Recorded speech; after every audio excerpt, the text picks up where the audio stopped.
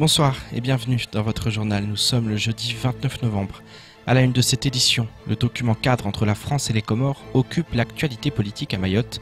En effet, sur l'île, ce n'est pas la vie chère, mais bien les relations entre les deux pays qui sont au cœur des préoccupations des Mahorais.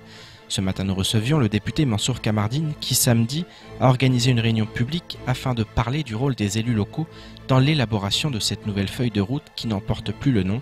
Si l'optimisme reste de rigueur, la vigilance est comme toujours de mise sur une île où les tensions restent vivaces. Au montage, Leslie Vimenet. Il y a quelques jours, les parlementaires du département ont été reçus au Quai d'Orsay afin de prendre connaissance des conditions d'élaboration du futur document cadre entre la France et les Comores. Si son contenu reste encore bien flou, cette démarche d'association couplée à certaines promesses tenues pousse Mansour Kamardine à l'optimisme. Les mamans qui étaient à la préfecture, qui ont campé devant la porte de la préfecture, elles exigeaient quoi? Elles exigeaient que que les Comores acceptent la reprise, la réadmission de ses compatriotes. Aujourd'hui, c'est fait.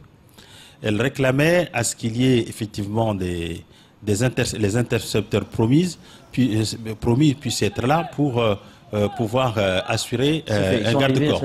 Sont faits. Et donc, il faut en convenir, il y a là des signaux qui sont posés et que nous ne pouvons pas ignorer. Donc, et puis ensuite, il y a, je dirais, cette information, cette consultation et cette perspective de co-construction et donc d'association pleinement. Et donc, nous sommes, oui, dans la bonne voie. Une voie qui devra être celle d'une résolution pleine et entière du conflit territorial qui oppose les Comores à la France.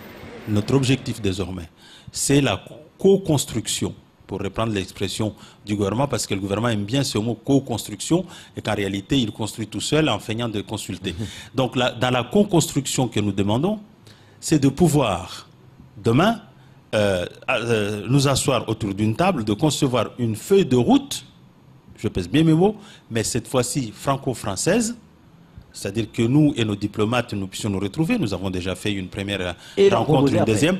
Et de pouvoir aller à l'international, expliquer ce qu'est Mayotte, parce que nous considérons que nous expliquerons mieux que quiconque le fait français à Mayotte et les choix que nous avons faits. Quand je dis la reconnaissance de Mayotte à l'international, c'est les Jeux pour les jeunes, c'est la COI, la place de Mayotte dans la COI, c'est partout dans les instances internationales que les gens comprennent que Mayotte n'est pas comorienne, elle est française, elle restera française à jamais. Suite à la découverte de la feuille de route secrète, une partie de la population s'était soulevée et ainsi permis sa mise à mort. Autant dire que ce document cadre est aujourd'hui au cœur des débats, plus que les problématiques de vie chère. Cependant, Mansour Kamardine prévient que le mouvement des Gilets jaunes pourrait très bien prendre corps à Mayotte. Ce n'est pas que ça ne prend pas. Ouais. Mayotte est un petit peu un moteur diesel. On aura un temps de retard à l'allumage. Voilà, on a souvent un temps de retard à l'allumage. J'ai eu l'occasion d'échanger très récemment avec monsieur le préfet. J'ai attiré son attention sur les risques qu'il peut y avoir. Vous avez évoqué la question de l'essence, je l'ai posée. Nous ne pouvons pas imaginer qu'ici l'essence est à 1,50 €, je ne sais pas combien. Moi je me souviens, il y a seulement un an, quand je faisais le plein de ma voiture, j'ai payé à peu près 59-60 €. Aujourd'hui, pour faire le plein de mon essence, je paye 70 €. C'est énorme.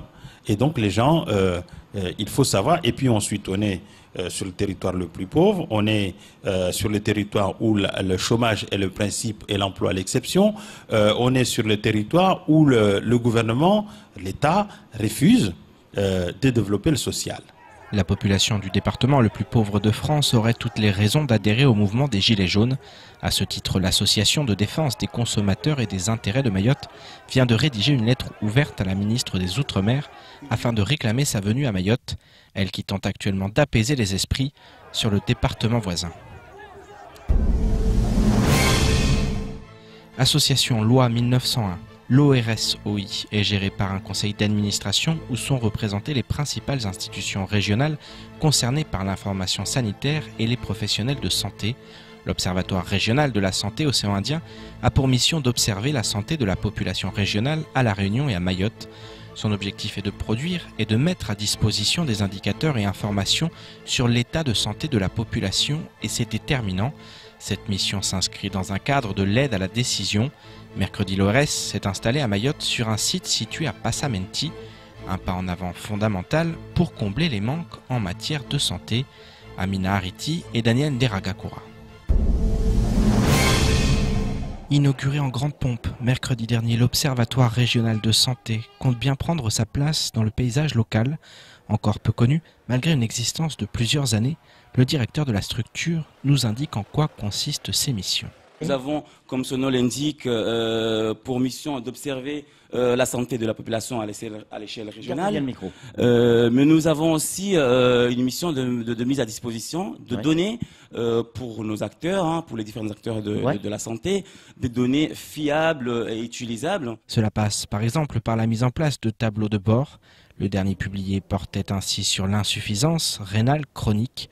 L'Observatoire peut également lancer des études et des enquêtes dont les résultats sont consultables sur leur site. Cette démarche, l'Observatoire l'a entreprise il y a quelques années maintenant, et ce, afin de combler les nombreuses lacunes existantes en matière de chiffres. L'idée vraiment, pour nous, c'est déjà d'insuffler cette culture de la donnée, puisqu'on sait qu'on a besoin de ces données pour toutes les actions qui doivent être menées sur l'île.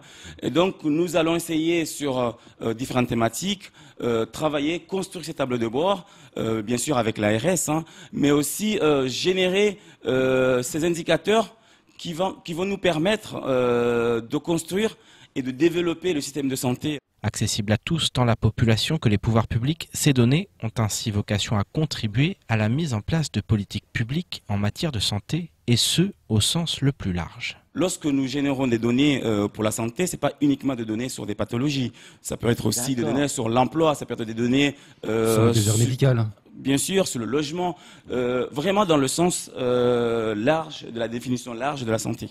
Travaillant actuellement en étroite collaboration avec l'Agence régionale de santé, l'Observatoire espère multiplier les partenariats, notamment avec les collectivités locales.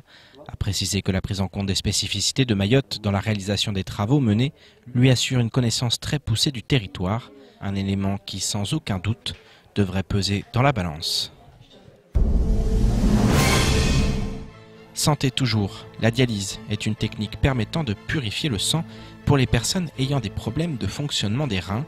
Ce lundi 3 décembre sera inauguré le 3e centre de dialyse de l'île. Situé à Kaweni et doté de machines dernier cri, ce centre va s'étendre sur 3 étages et va permettre de prendre en charge l'ensemble des patients dialysés du département. En effet, avec les 2 autres centres dans le nord et le sud de l'île, les 3 types de patients dialysés pourront être accueillis. Écoutons plutôt Jeanne Loyer, la directrice générale des sociétés de dialyse Réunion Mayotte. Mayotte avait un retard fondamental, puisque on est arrivé en 2011 ici. Avec précision, c'était une modalité d'autodialyse, puisque en dialyse, vous avez 3 modalités. Et il n'y avait pas la dialyse lourde, c'est des patients beaucoup plus lourds. Et du coup, maintenant, nous allons pouvoir répondre à ces 3 modalités, puisque nous allons avoir de la dialyse en autodialyse, de la dialyse de unité de dialyse médicalisée et de la dialyse lourde. Alors, pour nous, c'est un peu de l'hébreu. C'est de l'hébreu, mais c'est important. Ça veut dire que vous avez plusieurs stades de patients. Comme son nom l'indique, autodialyse, c'est on est capable d'assumer en auto. Et la dialyse lourde, c'est les patients qui sont en cathéter, qui ont une dialyse plus de 20 ans, etc., avec des multipathologies. Et du coup, nous nous sommes organisés justement pour répondre à cette demande. Je vous propose maintenant de faire le tour du reste de l'actualité locale de ce jeudi 29 novembre. Hier, et pour le 3e mercredi consécutif, les avocats du barreau de Mamoudzou étaient réunis en assemblée générale pour décider si oui ou non ils poursuivaient le mouvement de grève. Vers 9h30, alors que les renvois d'affaires se multipliaient, Maître Nadjim Hamada a demandé la parole et expliqué à la Cour que les avocats maintenaient le mouvement jusqu'à vendredi et qu'ils n'assureraient plus les permanences ni les audiences pénales. Le tribunal correctionnel et les assises n'ont donc pu statuer hier. Le barreau de Mayotte confirme ainsi son refus à avoir institutionnalisé la notion de spécialisation. Les ordres contestent, je cite, La mise en place d'un système de délestage de certains contentieux spécialisés vers des TGI au détriment d'autres qui à terme pourraient être créateurs de véritables déserts judiciaires et dépossèdent le législateur de son pouvoir d'ouverture ou fermeture de tribunaux au profit de l'exécutif qui gérerait ces spécialisations par voie réglementaire. Vendredi, les avocats se rendront place de la République pour manifester leur colère, mais aussi s'adresser à la population afin d'expliquer leur démarche. Mardi, la direction départementale de la sécurité publique a participé à la destruction d'une habitation illégale dans le secteur de la Convalescence à Mamoudzou. Selon la DDSP, ces constructions bâties sans autorisation sur des terrains appartenant à des tiers comportent souvent des raccordements sauvages au réseau d'eau potable ainsi qu'au réseau électrique. Cela pose un problème de salubrité et de sécurité pour les habitants de ces bangas. Ces actions interviennent après une décision de justice et l'accord préfectoral du concours de la force publique. Après la destruction des 8 bangas à Vaïbé il y a quelques jours et de 2 bangas à Chirongi, un changement de ton semble s'opérer du côté des autorités, qu'elles soient communales ou préfectorales. Par ailleurs, avec la loi Elan qui est entrée en vigueur et confère des pouvoirs très élargis au préfet en matière de destruction d'habitats illégaux ou indignes, ce type d'opération devrait se multiplier dans les prochains mois. La ministre des Outre-mer est actuellement sur l'île de la Réunion pour tenter de calmer les esprits. En attendant, Aerostral est toujours contraint d'adapter son programme en raison de la fermeture de l'aéroport Roland-Garros chaque jour à partir de 16h. Cependant, bonne nouvelle pour la compagnie qui confirme la fin de l'immobilisation de son deuxième Boeing 787-8. Pour mémoire, la compagnie avait immobilisé ses 2 Boeing 787-8 dans le cadre de la vague d'inspection renforcée des appareils équipés de moteurs Rolls-Royce Trent 1000. Ces inspections avaient été rendues obligatoires par les mesures de sécurité de l'EASA. Aerostral est désormais en mesure d'annoncer le retour dans sa flotte de ses 2 Boeing Dreamliner. Les 2 appareils reprendront respectivement leur programme des vols initial. La compagnie iFly a pour sa part effectué son dernier vol pour le compte d'Aerostral ce mardi 27 novembre 2018. Aerostral dispose à nouveau aujourd'hui de sa flotte au complet. L'accès à l'aide matérielle de Saïd Hassani était en attente à la MDPH depuis la création de l'organisme, faute de personnel nécessaire à la réalisation de son dossier. Aujourd'hui, le Lions Club et le Rotary Club ont permis de livrer le précieux fauteuil à son futur destinataire, un moment fort pour Saïd qui, depuis longtemps, voyait sa liberté de se déplacer se dégrader, à l'instar de son vieux fauteuil, depuis trop longtemps inadapté et dangereux. Une situation susceptible de se débloquer d'ici les prochains mois pour les 4 autres personnes en situation de handicap pour lesquelles les dossiers étaient jusqu'alors également en attente. Marion Tellier. Voilà plus de 7 ans qu'il l'attendait. Saïd Hassani retrouve aujourd'hui la liberté de se déplacer. Cette nouvelle mobilité, il la doit à un fauteuil électrique parfaitement adapté à son handicap. Ce n'est pas des fauteuils de série, c'est toujours des fauteuils qui sont adaptés. Toutes les options sont choisies en fonction de la pathologie de la personne, en fonction de son projet de vie et de l'utilité qu'il va en avoir. Donc dans le cadre de Saïd Hassani, c'est vraiment un modèle d'extérieur et un modèle assez onéreux dont il a besoin. Pour ce fauteuil, il a fallu compter plus de 13 000 €.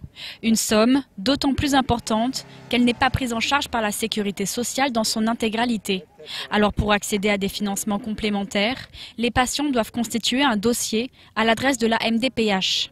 Une fois validé, ils se voient attribuer une aide adaptée à leur situation. Pourtant pour Saïd, cet examen de dossier est bien trop long.